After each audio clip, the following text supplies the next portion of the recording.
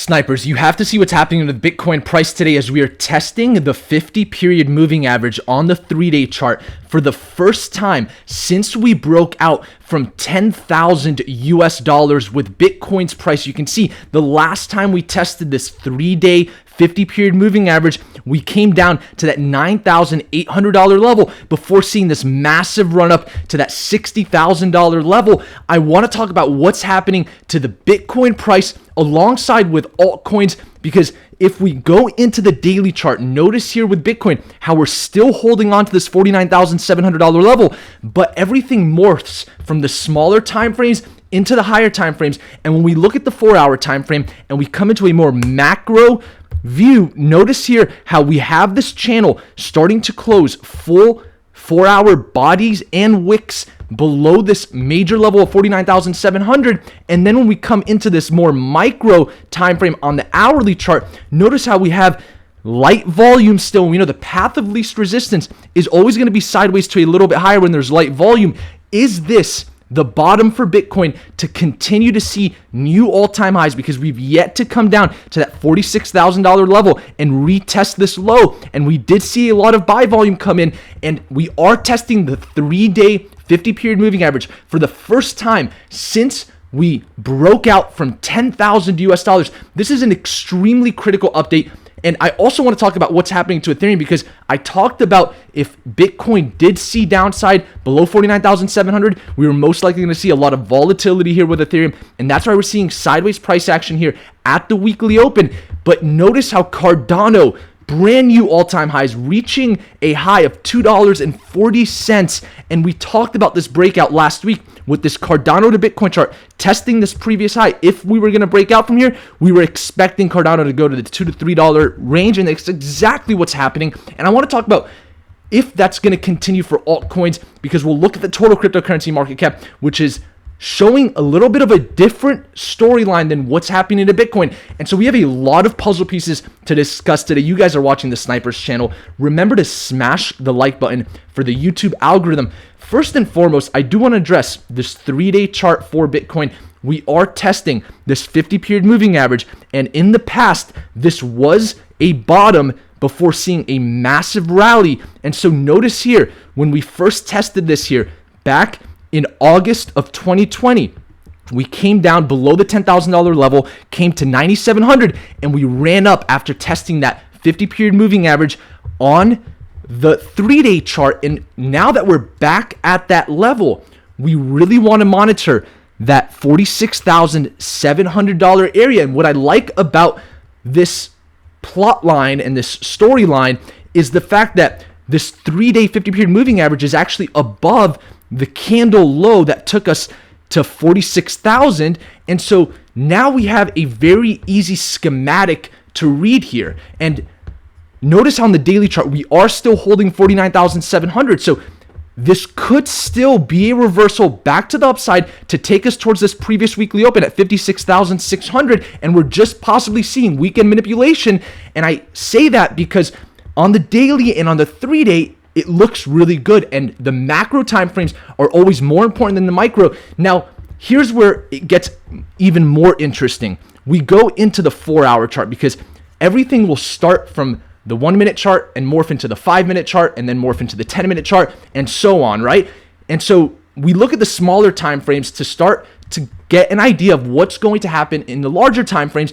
And notice how it doesn't look too bad. We have a lot of buyers here at that $46,000 level. We know that 3-day 50-period moving average is right around that $46,700 level, and it looks like we're holding that quite well. We do have buyers. It's still light volume. The path of least resistance when there's light volume is always going to be sideways to a little bit higher. And so coming up to that previous weekly low at 56,600 is still on the table. However, the 4-hour chart is starting to close full candles below 49,700. And so it's an extremely risky play to get in while we're below 49,700. But if we start to see these 4-hour candles reclaim 49,700, we could assume this is just weekend manipulation. We know when CME futures markets are closed, we see a lot of manipulation in the crypto market.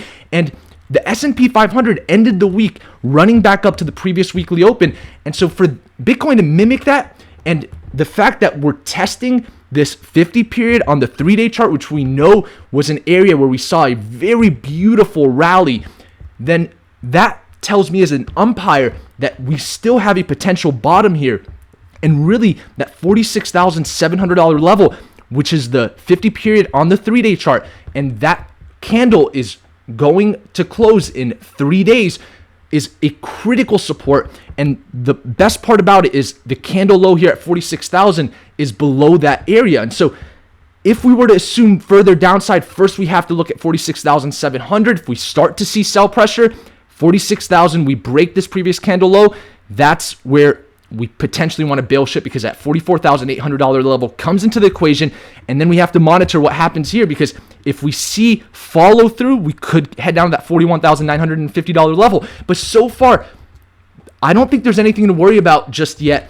The puzzle pieces when it comes to the correlated markets like traditional markets and the DXY and the total cryptocurrency market cap chart don't look too bad. And I'm going to talk about that in just a second. And so if we maintain this daily candle at 49,700, we know we're bouncing at a very important support. We could expect a bounce to this 100 period moving average. That's going to be our first obstacle to get above at 53,800. If we get above that, we want to get above the 50 period moving average, showing confluence with the previous weekly open.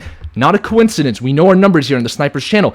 That's sitting at 56,500. So the first roadblock comes in at 53,800. The second roadblock comes in around that $56,500 level. And we know the real confirmation of new all-time highs for Bitcoin and bullish momentum is above 58,300, where we have confluence with the weekly open, the monthly open, and the major level in the Elon Musk pump high. And so that's the schematic I'm watching. We could still potentially have a bottom here. The 4-hour is starting to give us hints of some potential downside, but it's the weekend. And so could we trust these candles? That's up to you to decide. For me personally, I like the fact that we've yet to come and form any further lows, and the volume looks really good. And then we look at other markets. Notice here how with Ethereum, we're starting to see some sideways price action. Potentially this head and shoulder type of pattern is forming here. We want to monitor Ethereum because we're seeing a lot of upside here with Cardano, and we know Ethereum's market cap is quite inflated already, and I've been talking about that for some time. And so what we really want to monitor here is going to be the Ethereum to Bitcoin chart. If it comes down to retest this 50 period moving average on the 4-hour chart, that might be the good long entry. So we do have some potential downside and sideways price action. We still have some very low volume. Looks like the volume is moving into some other coins. And so expect sideways to a little bit higher price action between the 65,000 and 85,000 Satoshi level. When it comes to US dollar price, we're talking about fluctuations of up to 34%, because we know Ethereum is an extremely volatile asset, and that's the range of this channel. And so expect the high 3,000s, the mid 4,000s, as I talked about yesterday. But here are some really cool puzzle pieces that I want to take you guys home with the total cryptocurrency market cap. Notice how we're maintaining right now price action above the monthly open and previous weekly open in this channel, and that's a very positive thing. And so could we potentially have a bottom? Well, I think the real confirmation will come above the weekly open at $2.4 trillion in market cap to assume even further upside for altcoins, potentially even Bitcoin, of course, Ethereum, Cardano, Polkadot. However, if we come down to this monthly open, that would be my first sign of concern. And so that's what we're watching so far. The Prince, very bullish here. The others' dominance chart still showing strength, coming way and above this ascending support level. So that's a very positive thing. And then Bitcoin dominance here, you can see we're still finding some sideways price action here, forming new lows on a daily basis here, heading towards our target of 35%, already breaking 40% dominance. And so here's some really cool puzzle pieces I want you guys to go home with as we start to see futures markets open later in the day tomorrow. So with the DXY, what we're watching right now is this weekly chart. So far, we saw a full weekly candle close below this 20-week moving average. When we see futures markets open tomorrow, we want to monitor this 20-week moving average sitting just above the major resistance of 91.015. Any sort of push to the upside here assumes downside for traditional markets and the cryptocurrency markets. But if we maintain candles below 91.015, then that could give us breathing room in the cryptocurrency and traditional markets for us to see further upside. So that's what we want to monitor here with the DXY and the S&P 500. Notice here how we closed the week once again, reclaiming this previous weekly open as a resistance now. And so coming up to knock on that door is a very good thing, because as we start to see futures open, if we move above that 41.8150 level on the S&P 500 E-mini futures contract, that would be an extremely bullish sign for the cryptocurrency market, because there's a lot of correlations there.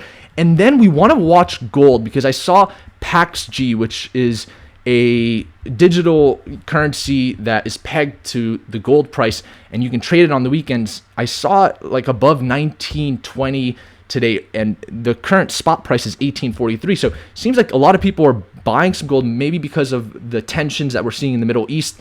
People are expecting gold to come up when futures markets open, and that's going to be an interesting thing to see, because we are watching this gold to Bitcoin chart right now. And if we do see further upside for gold and Bitcoin is still showing sideways price action following a path of least resistance, this chart could break this 100 period moving average, and there's a huge gap down to this 200 period moving average on this chart, which is very similar to that 3-day moving average. Remember, we were looking at that 3-day moving average on the 50 period for Bitcoin. So we've already broken this major 50-day moving average on the gold to Bitcoin chart. And so is this a potential sign of a top? Who knows? Let's watch the futures markets tomorrow as it opens for those tuned into the Snipers channel as always. And with that, I do want to give my favorite book on value investing away to one of you watching this video. Just comment below your favorite altcoin and share this video. You'll have a chance to win. I'll pick a winner from our video yesterday, and I appreciate each and every one of you guys. I couldn't do this without you. Let's go ahead and pick Ren Smith. He says, thoughts on bear flag on the hour and 4 hour. Wish you would have went over that in your video. The flag has been building up in the past 24 hours. You want a book? Good thought. Thank you for the comment, Ren. Send me a message on Instagram. The link is in the description below. And with that, I hope you enjoyed today's content. Tomorrow will be interesting. It's futures open later in the day. And until next time, I'll see you guys later. Snipers out.